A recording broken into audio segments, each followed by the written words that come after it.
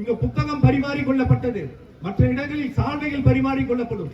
ஆனால் திராவிடர் கழக கூட்டங்களில் புத்தக வெளியீடு என்பதும் புத்தகங்கள் பரிமாறிக்கொள்வது என்பதும் அறிவை வளர்ப்பதற்கும் நம் பகுத்தறிவு சிந்தனையை தூண்டுவதற்குமாகத்தான் இருக்கும். அந்த வகையில் இன்றைக்கு புத்தகங்கள் வழங்கப்பட்டது. இன்றைக்கு தோழர் பக்கம் இருக்கக்கூடிய அமர்ந்திருக்கக்கூடிய தோழர் அவர் என்ன சாதின்னு அவருக்கு தெரியாது. அவர் கருப்பு சட்டை அணிஞ்சிருக்காரு. கருப்பு சட்டை அணிஞ்ச சாதியினுடைய பக்கத்தில் ஒரு வெள்ளை சட்டைக்காரர் இருக்காரு. அவரு என்ன சாதின்றது அவருக்கு கவலை இல்லை. இப்படி 100 ஆண்டுகளுக்கு முன்னால் இந்த சமூகம் இருந்திருக்குமா என்று சொன்னால் தோழர்களே, நீதி கட்சி என்கின்ற ஒரு அமைப்பு தோன்றுவதற்கு முன்பு வரை பஸ்ஸில் பயணிப்பதற்கு சூத்திரர்களுக்கு இடமில்லை என்று சொல்லி வைத்த நாடுதான் இந்த இந்தியா.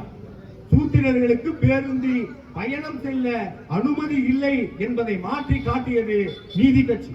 நீதி கட்சியினுடைய தொடர்ச்சி தான் இன்றைக்கு தந்தை பெரியார், பிறகு பேரறிஞர் அண்ணா என்று வழிநெடுகளும் டாக்டர் கலைஞர் வரைக்கும், இன்றைக்கு தளபதி மு.க. ஸ்டாலின் அவர்கள் வரைக்கும் நீதி கட்சியை அடிப்படையாக கொண்டு சாதி ஒழிப்பிலும் சமூக நீதியிலும் இந்த மக்களுக்கு இடஒதுக்கீடு கிடைக்கப்பட வேண்டும்.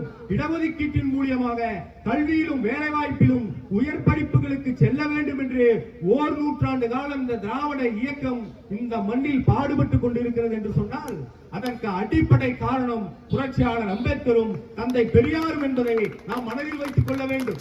இன்றைக்கு